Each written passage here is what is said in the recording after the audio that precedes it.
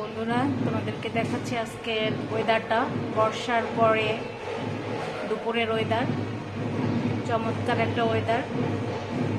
সুন্দর একটা রোদ উঠেছে, অতটা গরমও না আবার ঠান্ডাও না, সুন্দর একটা ওয়েদার। তো এই ওয়েদার অনুযায়ী আজকে রান্না বান্না করব। তোমাদের রান্না শেষে দেখিয়ে নিব কি কি রান্না হয়েছে ওয়েদারের সাথে তাল মিলিয়ে। একদম সিম্পল একটা খাবার, এটা স্বাস্থ্যের জন্যও ভালো এবং মুখেও ভালোই লাগবে। তো রান্নাটা শেষ করে তোমাদেরকে দেখাবো কি কি রান্না করেছে এবং কি দিয়ে আজ দুপুরের খাবারটা খাবো।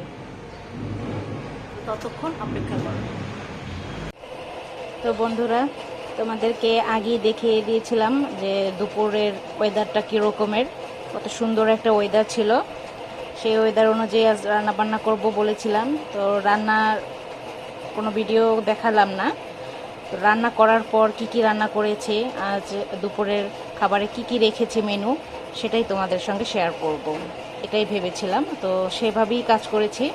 তো এখানে নিয়ে নিয়েছি হাতে মাখা আলুটা সিদ্ধ করে ভর্তা করে নিয়েছি কাঁচা পেঁয়াজ আর শুকনো মরিচ দিয়ে।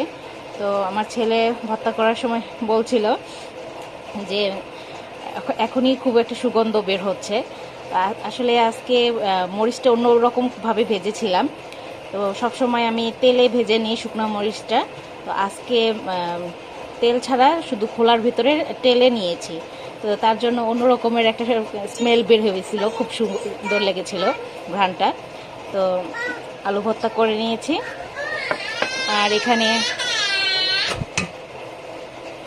পাতলা করে একটু মুসুরি ডাল রান্না করে নিয়েছি। আর হচ্ছে এখানে একদম পাতলা ঝোল করে আলু দিয়ে মাগুর মাছ রান্না করেছি আর ভাত নিয়ে নিয়েছি। তো মাগুর মাছটা রান্না করা খুবই ভালো হয়েছে এবং যখন আমি লবণ চেক করছিলাম তখনও আমার কাছে বেশ ভালোই লেগেছিল। তো বাকিটা খাওয়ার পরে বলতে পারবো আসলে কতটা কি হয়েছে। তো আমরা খাওয়া শুরু করে দিব এখনই। তো তার খাওয়ার আগে তোমাদেরকে শেয়ার করলাম যে আজকে দুপুরের মেনুতে কি কি রাখলাম। তো তোমাদের নিশ্চয়ই ভালো লেগেছে। আমরা খেতে থাকি, তোমরা বেশি বেশি করে আমাদের ব্লগটি দেখো।